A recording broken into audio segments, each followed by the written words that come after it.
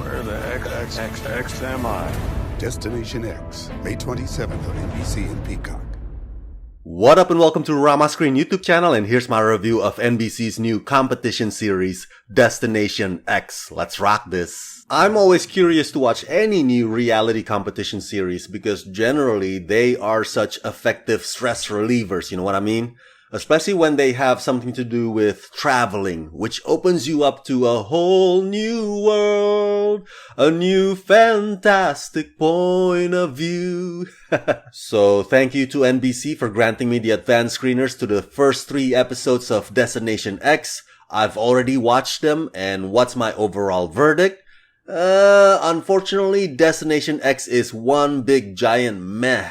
Obviously, since this review arrives ahead of this show's premiere, I'm not allowed to spill spoilers or the answers to where they are on these episodes. But just judging from these 3 episodes alone, I can tell you that Destination X starts out promising, but sadly under-delivers. And I'm not even gonna compare it to my ultimate favorite show, The Amazing Race, because we all know that The Amazing Race is miles ahead on every level. So trying to emulate it would be a fool's errand. But let me just put it this way. Destination X has a cool concept, but it kinda gets stuck in the second gear. Hosted by actor and game master Jeffrey Dean Morgan, in this new travel competition series, Europe is turned into a real-life game board as complete strangers are invited to participate in the trip of a lifetime and the ultimate geo-guessing contest. These adventurous players will traverse each country on a blacked-out Destination X bus with the goal of figuring out where the X they are each week. In each episode, the players disembark the bus to visit unique and unfamiliar tourist attractions that have been gamified into experiential challenges. They will need to rely on their knowledge of pop culture, history, geography, and observational skills to win clues to their current location and earn an all-important advantage. Contestants must tap into their own personal expertise, identify hidden clues that are disguised as artifacts, and discern intentional misdirects from competitors to ultimately determine their whereabouts. Well, for one, the fact that they premiered this show by focusing on the loveliest places in Europe is already a bit weak to me. Hey, don't get me wrong, who doesn't want a vacation in Europe? Count me in!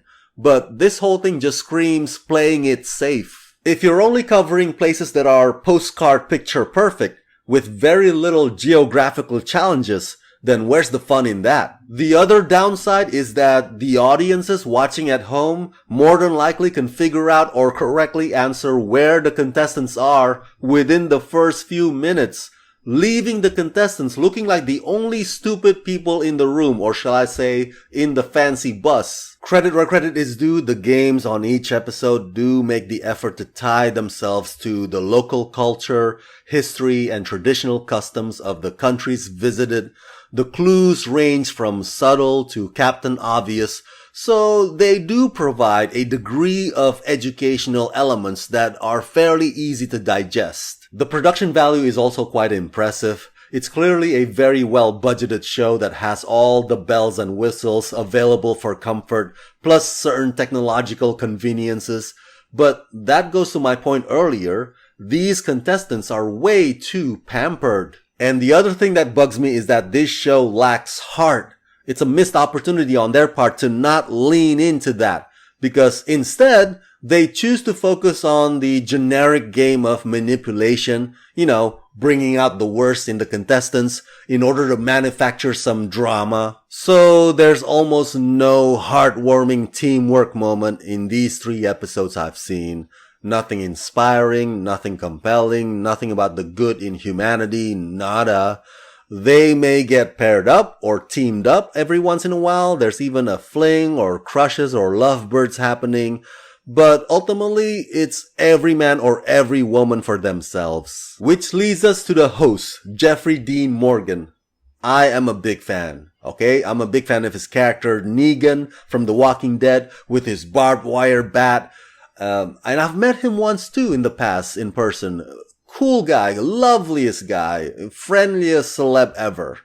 But as the host of Destination X, Jeffrey looks visibly inexperienced. There are moments on these 3 episodes where he looks like he wishes there was a script for him to memorize, because some of his candid moments or impromptu reactions just sound awkward. And he's trying too hard to maintain his biker persona. That seems to be the priority that's occupying his head the entire time. So yeah, overall I give Destination X the rating of 2 out of 5. You can still enjoy this show for its cultural appreciation and its visually engaging experience, but other than that, Destination X falls short. Falls way short. Where the X am I? Destination X, May 27th on NBC and Peacock.